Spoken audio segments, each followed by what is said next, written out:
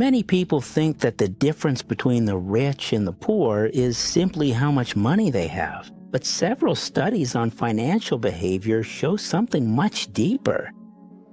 Money also changes the way people make decisions.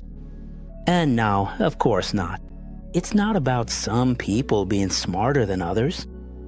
Many times, it's about context, stress, time, and opportunities. Today, you're going to understand why people in different financial situations also make different decisions with money.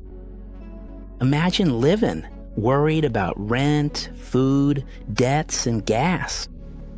Your brain is going to change. Various studies on economic scarcity show that financial stress can affect the way people make decisions and cause them to focus more on solving immediate problems. Because when you're trying to survive, thinking long-term tends to be a bit harder. Many other people prioritize quick relief even if it's not the best choice financially. It's not always a lack of education. Many times it's constant pressure. Here's where another huge difference comes in: the margin for error. Someone with money can invest, make mistakes, and then try again. But someone with limited resources often doesn't have that option. And that completely changes the decisions you make, because taking risks feels a lot different when losing could affect your stability. That's why people with more capital tend to think a bit more about growth, while others without resources prioritize immediate security. Now, your environment can matter a lot. People learn about money by watching others, copying them, how they spend, how they save, how they invest, or how they go into debt. If you grow up surrounded by businesses, investments, or financial education, certain ideas will start to feel normal. But if you've never seen this up close, it's harder to imagine it as a real possibility. Remember that many financial decisions come from your environment, not just your income. And here's something really interesting. People with more money often use that money to save time. Let me explain it to you.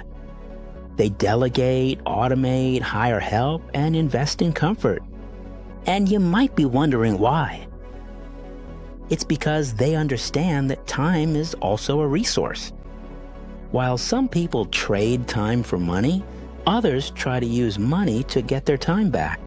And that difference completely changes how they work and how they grow. Now, something very important.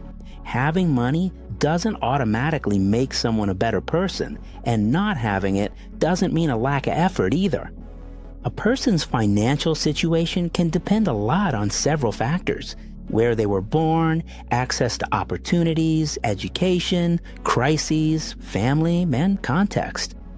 Reducing everything to mindset would be way too simple, but understanding how money affects decisions can actually help you see the game differently. People don't make financial decisions in a vacuum.